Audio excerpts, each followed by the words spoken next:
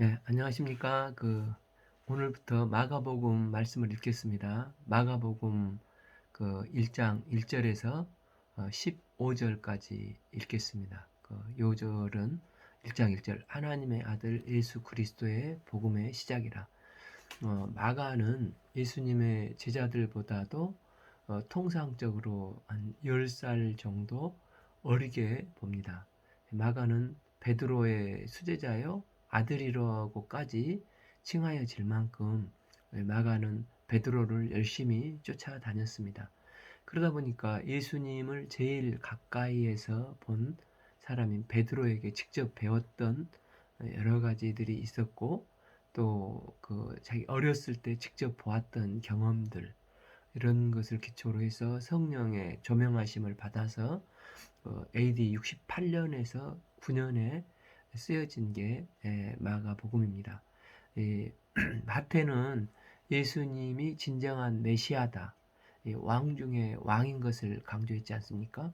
그러나 누가는 이제 의사이고 또 역사가로서 예수님은 하나님의 아들이시지만 이 땅에 인간의 옷을 입고 오신 인간이신 예수님을 강조하고 있습니다. 또 요한은 7가지 표적을 풀어가면서 동등하신 하나님이시고 예수님은 하나님과 동등하신 분이심을 강조하고 있습니다. 본 마가복음의 마가는 예수님은 하나님의 아들이시지만 이 땅에 섬기러 오신 종 되신 예수님이 강조되면서 이 사복음서의 각각 강조점을 달리하면서 예수님이 도대체 어떤 분이신가를 잘 드러내고 있습니다.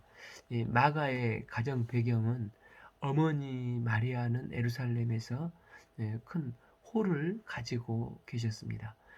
마가복음 14장 13, 14절에 마가의 다락방으로 최후의 만찬 장소로 쓰여진 걸로 추정을 하고 있고, 또 오순절 다락방, 또 사도행전 4장에 볼 때 제자들이 기도처로 사용된 곳이기도 합니다.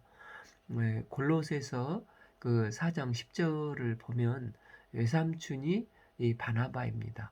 또 요한 마가는 AD 46년에 바울 1차 전도여행에 동참을 했고, 사도행전 13장 13절을 보면 버가에서 안디옥으로 그때 돌아옵니다.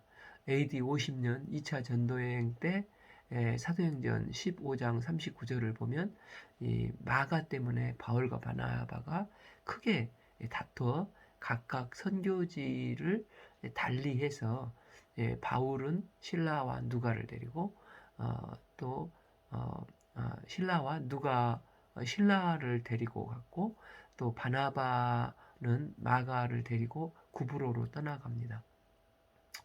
그 후 AD 60년에서 62년에 바울이 로마 1차 가택연금을 당했을 때 바울이 이제 4개의 복음 서신 중에서 이 골로새서 4장 10절에서 마가와 함께 내가 있다고 기록을 하고 있습니다. 같은 옥중 서신인 빌레몬서 24절에는 누가도 마가도 여기 있다고 써놨습니다. 그러니까 바울의 일행이 누가이고 또 마가는 베드로의 제자였기 때문에 아마 마가도 있었으니까 베드로도 로마에 있었지 않겠나. 로마를 최종적인 선교지로 봤기 때문에 바울 일행과 베드로의 일행이 긴밀하게 교제를 하고 있었던 것으로 보게 됩니다. 베드로전서 5장 13절에 베드로전서를 바벨론에서 썼다고 하는데, 이 바벨론이 로마를 지칭하지 않습니까? 이 베드로가 헬라어를 못했기 때문에 AD 60년에 62년 베드로 전후서를 구술하면서 바울의 동역자인 신라가 이것을 써줬는데, 이 바울이 옥중서신을 쓸 때와 비슷한 때입니다. 그때 거기서 베드로는 내 아들 마가가 여기 같이 있다고 써놨습니다. 그러니까 로마에는 바울과 베드로 두 지도자와 그들의 생명의 동역자들인 바울과 신라, 베드로와 마가가 로마에서 함께 지금 사역을 섬기고 있었던 것을 보게 됩니다. 이 골로새서 4장 10절, 빌립보서 1장 12절을 볼 때 마가와 바울의 관계가 이제 그 바울 가택연금 때 마가가 로마를 방문해서 이 관계를 개선하고 바울의 동역자가 된 것을 보게 됩니다. 그리고 그 AD 66년에서 67년 한참 네로의 핍박이 심할 때 이제 바울은 2차 이제 감옥에 투옥이 됩니다. 이때 바울이 디모데후서 이제 그 AD 약 67년경에 썼는데 그 당시 디모데가 에베소 담임 목사로 있었지 않습니까? 그래서 디모데 4장 11절에서 바울이 내 옆에는 누가만 있는데 좀 이 로마에 올 때 디모데 너도 마가도 좀 데리고 오라고 했는데 디모데와 마가도 이 복음 때문에 한 곳에만 있지 않고 복음이 필요한 곳이라면 어디든지 가서 복음 역사를 섬겼던 것을 보게 됩니다. 그 디모데 4장 11절에 그는 나의 일에 유익한 자, He is helpful to me, NIV 이렇게 써져 있는데 마가는 바울과 관계 개선 후에 복음 역사에 좋은 복음의 동역자가 된 것을 보게 됩니다. 이런 상황 속에서 이제 네로가 그 등장하는데 AD 그 64년 로마 대화재, 65년에서 7년 기독교의 극심한 박해, 또 68년에 네로의 자살을 역사학자 이 타키투데스는 연대기에서 기록을 하고 있습니다. 기록 시기는 그 로마 대화재 이후에 65년에서 67년 기독교가 극심하게 박해가 시작이 되고 65년 전으로 베드로가 아마 그 십자가에서 거꾸로 순교를 하고 또 AD 68년 전으로 감옥에서 쓸쓸하게 사도 바울이 교수형으로 순교를 당한 이후에 이제 AD 70년에 예루살렘 성전이 무너지고 멸망을 했는데 그 멸망했다는 내용이 마가복음에는 없기 때문에 그 직전인 아마 AD 68, 9년 정도에 기록된 것으로 추측을 합니다. 그럼 왜 이때 마가복음을 기록했습니까? 많은 기독교인들에게 이제 베드로와 그 바울의 순교했다는 것은 너무나 큰 충격이었습니다. 예수님은 부활 승천하셨기 때문에 지상에 안 계시는데 이 수제자인 이 베드로도 순교하고 또 바울마저 순교했는데 이 박해는 점점 또 심해지는데 두 지도자가 죽다니 목자 없는 양 같은 우리는 도대체 어떻게 살란 말인가? 이게 그 당시 로마 기독교인들에게 큰 숙제거리였습니다. 그러던 상황에서 마가는 이제 펜을 들어 마가복음을 쓰게 된 것입니다. 예수님도 이 땅에 오신 것은 종으로 오셨고 예수님이 가신 길도 편치 않은 이 박해와 고난을 받으셔야 했고 마침내 십자가에서 죽기까지 복종하셨다. 하나님이 죽기까지 낮아질 때 이제 부활케 하시고 승리자로 지극히 높이셔서 만왕의 왕 만주의 주가 되셨다는 것을 강조하시면서 너희들도 지금은 고난당하고 박해를 받고 있지만 예수님이 가신 이런 섬김의 종의 자세를 가지고 이 길을 가다 보면 이 길 끝에서 어느 때가 되면 너희를 지극히 높이셔서 예수님께서 함께 반드시 이 왕노릇하게 해주실 것을 소망을 심어주는 말씀입니다. 그래서 예수님은 섬김의 종의 각도로 쓰게 된 것이 마가복음인 것입니다. 마가복음은 지금 마가가 처해 있는 상황에 맞게끔 쓰여졌기 때문에 시간 배열로 하지 않고 성령의 조명하심대로 기록했습니다. 그렇기 때문에 예수님의 족보나 탄생, 어린 시절이 다 배제되고 복음서 시작, 세례 요한부터 이후로 곧바로 공생애로 넘어가게 되는 것입니다. 마가는 로마 고난당하는 기독교 성도들을 1차 독자로 생각했기 때문에 약 그 16장 중에 6장 약 40% 정도를 고난의 일주일 스토리에 집중해서 조명을 하고 있습니다.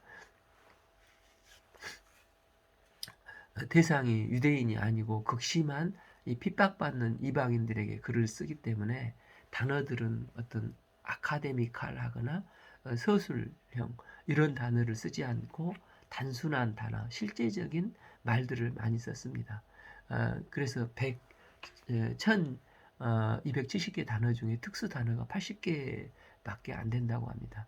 그러니까 이걸 비교하려면은 예를 들어서 누가는 자신의 이런 특수 단어를 250개를 썼다고 합니다. 그래서 마태복음과 또 비교하면 마태복음은 말씀이 많이 나오지 않습니까? 그런데 마가는 행동 중심으로 곧 등이 나와서 굉장히 긴박하고 박진감 넘치게 본문이 전개되고 있습니다. 그래서 예수님의 말씀을 연구하려면 마태복음이 좋고 예수님의 어떻게 행동을 하셨는가를 보려면 간결한 마가복음이 좋다고 이렇게 합니다. 하나님의 아들 예수 그리스도의 복음의 시작이라. 우리가 그 4대 복음이라고 말을 하고 있지만 마가 복음, 이 복음, 요한겔리온, 이 복음, 좋은 소식에만 유일하게 복음이 쓰여지고 있습니다. 복음은 원래 헬라어로 전쟁에서 승리해서 예를 들어서 마라톤에서 42.195를 달려서 승리의 기쁜 소식을 전하는 게 이 복음으로 이 승리의 소식이 의미가 있습니다. 1장 1절 그 마태복음은 예수 그리스도의 계보라고 시작을 했고 누가는 전형적인 보고서인 레포트 형식으로 되어 있고 또 요한복음은 표적을 모음집으로 이 7개를 해석을 하게 됩니다. 그런데 마가만 복음, 요한겔리온이라는 용어를 써서 예수님의 일대기를 기록하고 있습니다. 이 나사렛 예수님의 관점이 두 가지가 있는데 하나는 예수님은 그리스도라는 것입니다. 헬라어가 그리스도가 이제 히브리어에서는 메시아가 되지 않습니까? 그 뜻이 기름 부음 받는 자이지 않습니까? 그런데 그리스 로마 문화에서 이 기름 부음에 대해서 이해를 잘 못하니까 이 사도 바울은 이 큐리오스 로드라는 단어를 사용을 합니다. 그런데 그리스 신화에서는 여러 신들에게 이 로드가 해석이 되어서 복수로 사용되기 때문에 사도 바울이 이 로드에다가 정관사 덜을 붙여서 이제 오직 한 주님 더 로드로 기록을 합니다. 즉 너희들은 이게 고린도전서 8장 5절을 보면은 하늘에 있는 땅이나 신이라 불리는 자가 있어서 많은 신과 많은 주가 있으나 그러나 우리에게는 한 하나님 곧 아버지가 계시니 만물이 그에게서 났고 우리도 그를 위하여 있고 또 한 주 예수 그리스도께서 계시니 만물이 그로 말미암아 우리로 그로 말미암았느니라. 함으로써 예수님의 신분과 본질을 강조하면서 주 예수 그리스도를 사용을 하고 있습니다. 그런데 마가는 이걸 안 씁니다. 왜입니까? 마가에게는 1차 독자가 로마이고 바울에게 1차 독자는 그 당시 헬라 지역에서 선교를 하고 있었기 때문입니다.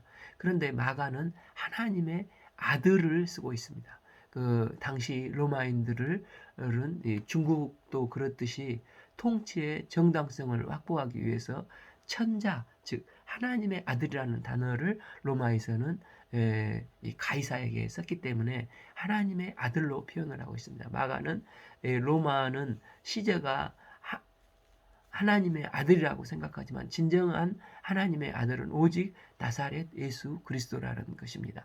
이분은 하나님의 아들로서 온 세상을 다스리는 분이십니다. 그래서 마가의 하나님의 아들의 유대교 그리스도에 대한 선교 변증이며 바울의 헬라어적 선교 변증이었던 주라는 용어의 로마적 대처가 하나님의 아들이 되는 것입니다. 그래서 마가는 예수님이 하나님의 아들로서 복음, 유앙겔리온, 즉 좋은 소식, 승리의 소식을 내가 시작한다 하면서 이제 마가복음을 이제 시작을 하는 것입니다. 그런데 이 표현을 황제를 숭배하는 로마 제국의 이 가이사 체제를 인정하지 않는 뉘앙스로 예수님을 소개하고 있습니다. 그래서 이 1절은 제국 통치의 사상을 뒤흔드는 새로운 메시지가 선포되는 굉장한 말씀이 되는 것입니다. 하나님의 아들이 승리했다는 용어는 또 제일 끝 부분에 나옵니다. 로마서 15장 39절에 예수를 향하여 썼던 백부장이 그렇게 이제 예수님께서 심주심을 보고 이르되 이 사람은 진실로 하나님의 아들이었도다 하더라.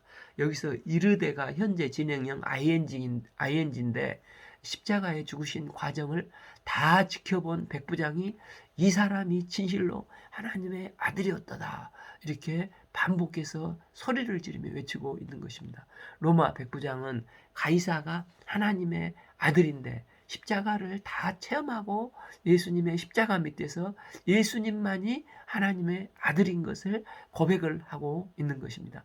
마가가 하나님의 아들 예수 그리스도로 1장 1절에 시작을 하는데 마지막에서 그분이 진정 하나님의 아들이라고 로마의 권력의 상징인 백부장이 이 고백을 하고 있는 것입니다.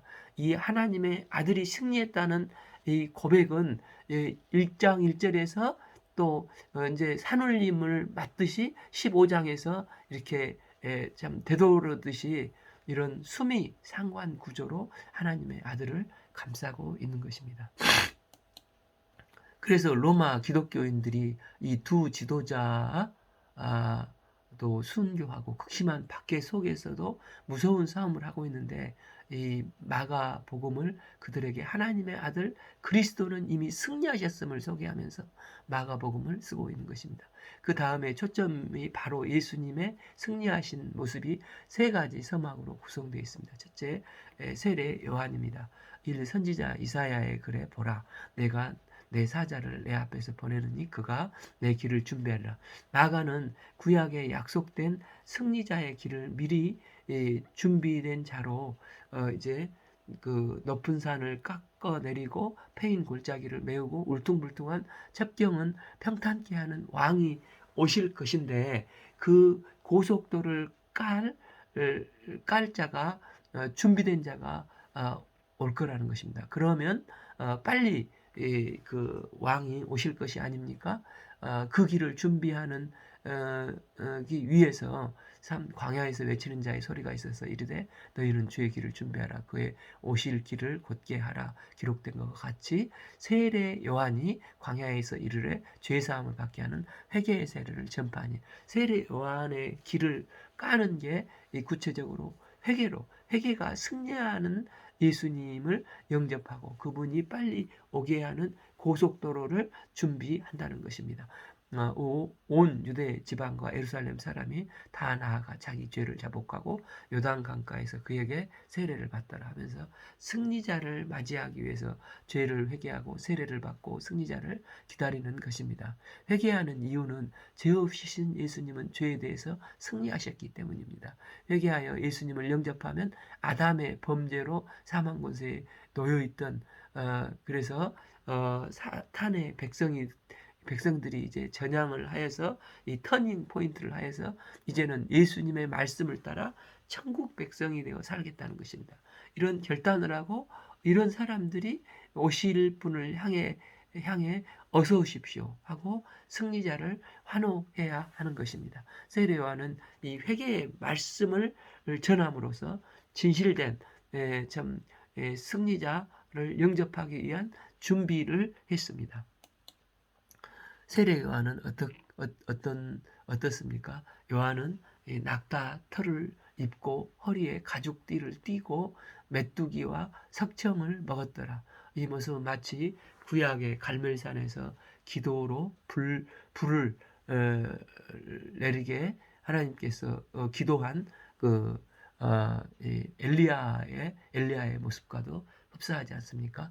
7. 그가 전파하여 이르되 나보다 능력이 많으시니가 내 뒤에 오시나니 나는 굽혀 그의 신발끈 풀기도 감당하지 못하겠노라. 8 나는 너희에게 물로 세례를 풀었거니와 그는 너희에게 성령으로 세례를 베푸리라. 이 세례 요한은 예수님을 어떻게 소개합니까? 나보다 능력이 많으신 이 예수님 을 말씀을 하면서 예수님이 승리자이심을 암시를 하고 있습니다. 이분의 능력이 어떤 능력입니까? 죄를 사하는 능력입니다. 세례 요한은 죄를 사하는 능력이 없고 죄를 물로 씻는 정화의 회개, 겉모습밖에 못 씻는 물세례를 베풀었습니다. 그러나 그분은 성령으로 세례를 시키시는 것입니다. 즉 영적으로 완벽하게 죄를 소멸하고 또한 죽음 권세를 파하고 죄를 정화시키는 능력이 그분에게만 있습니다. 이 오실 메시아는 능력이 많으신 성령을 힘입어서 승리를 하신다는 것입니다. 그래서 마가복음 16장에서 20개의 이제 이적이 나옵니다. 비록 마가복음은 고난이 많지만 이 고난 앞에 전반부에는 많은 이적들이 기록되어서 마가는 승리의 관점에서 이런 것을 전달하고 있기 때문에 마가복음은 능력이 많으신 예수님으로 소개함으로 능력 복음을 드러내고 있습니다. 그때 예수께서 갈릴리 나사렛으로 나와서 요단 강가에 요단에게 세례를 받으시고 두 번째 세례 받으신 사건을 통해서 하늘에서 직접 계시가 주어집니다. 예수님은 누구신가를 사람인 선지자의 증언이 아니라 하늘에서 직접 증언을 해주십니다. 곧 10절 곧 물에서 올라오실새 하늘이 갈라짐과 성령의 비둘기 같이 자기에게 내려오심을 보시더니 11 하늘로부터 소리가 나기를 너는 내 사랑하는 아들이라 내가 너를 기뻐하노라 하시니라. 이 요단강 사건은 성부 하나님, 성자 하나님, 성령 하나님 이 삼위일체 하나님이 한 시 공간에서 임하신 사건입니다. 이로 성자 예수님은 요단강에서 세례를 받으셨고 성령 하나님은 비둘기로 임재하셨고 성부 하나님은 하늘에서 내 사랑하는 아들이라 내가 너를 기뻐하노라 하는 음성을 들리셨습니다. 그래서 초대 교회 그 삼위일체 논쟁이 있었을 때 이 콘스탄티노플 정교회의에서 좀 아리우스에게 이 삼위일체를 부인했던 아리우스에게 이 아타나시우스가 아리우스요. 요단강으로 가보시오. 당신은 그곳에서 삼위일체의 하나님을 만날 것이요. 하는 유명한 말을 했다고 하지 않습니까? 왜 죄 없으신 예수님이 세례를 받으셨습니까? 죄를 근원적으로 해결하는 대속적 세례를 위해서입니다. 죄 없으신 예수님이 죄인들의 모든 죄를 지시고 십자가에서 대속하실 것을 드러내기 위한 상징적인 행위의 계시가 이 세례의 행위라 할 수 있습니다.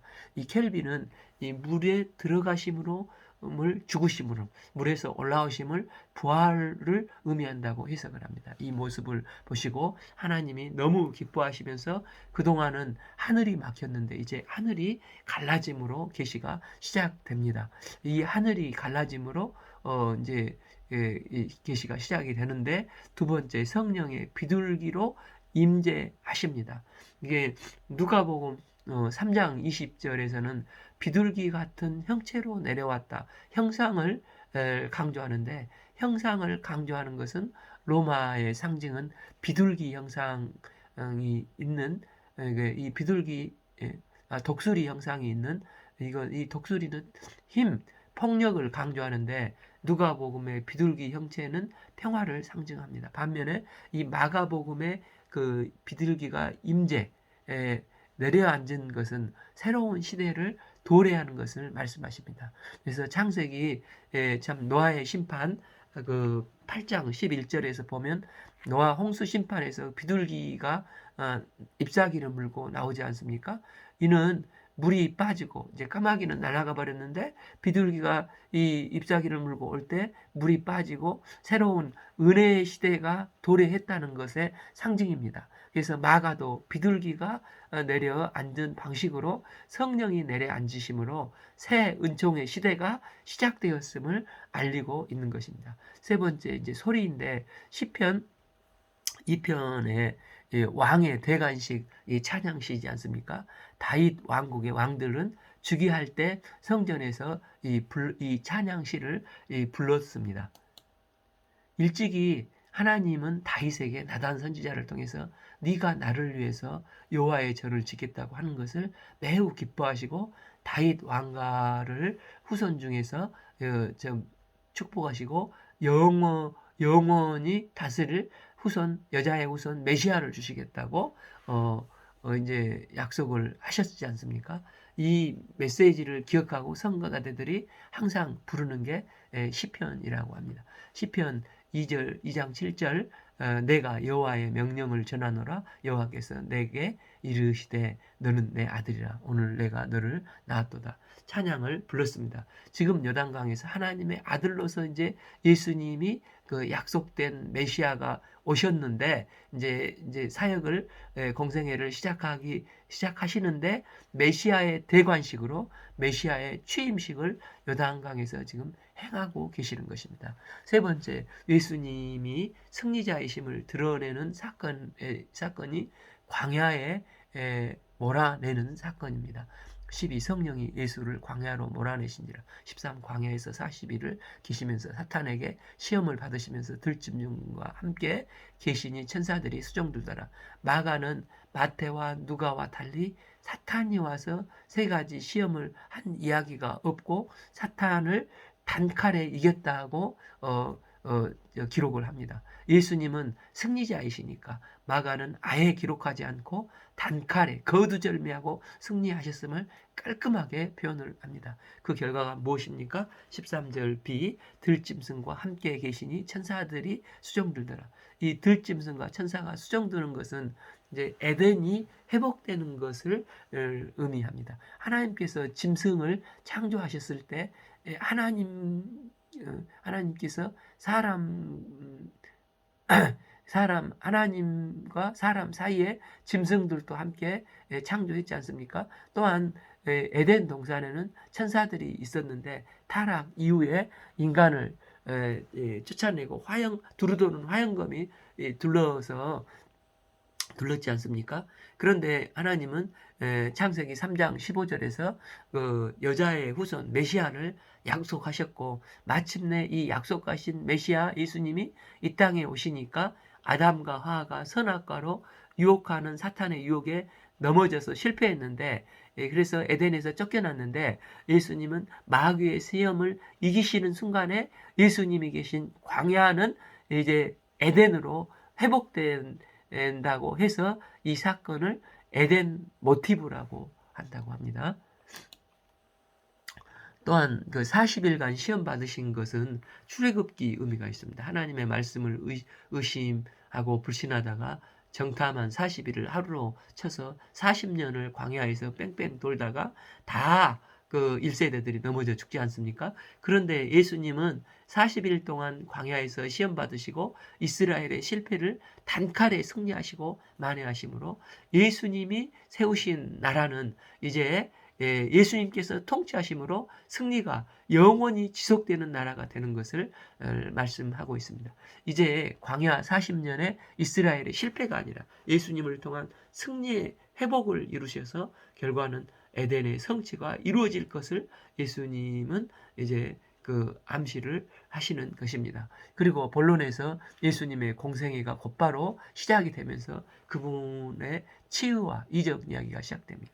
14 요한이 잡힌 후 예수께서 갈릴리에 오셔서 하나님 나라의 복음을 전파하여 15 이르시되 때가 찼고 하나님 나라가 가까웠으니 회개하고 복음을 믿으라 하시더라. 드디어 하나님 나라의 통치가 시작이 되었다고 선언을 하시는 것입니다.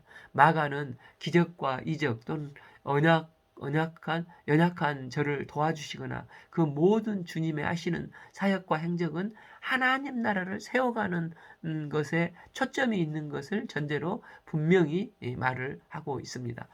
때가 찼고 하나님 나라가 가까웠으니는 그때를 통치자 되시는 하나님께서 주권적으로 정해 놓으신 시기와 기간에 따라서 하나님의 때에 하나님의 주권대로 일하시는 것을 강조하고 계십니다.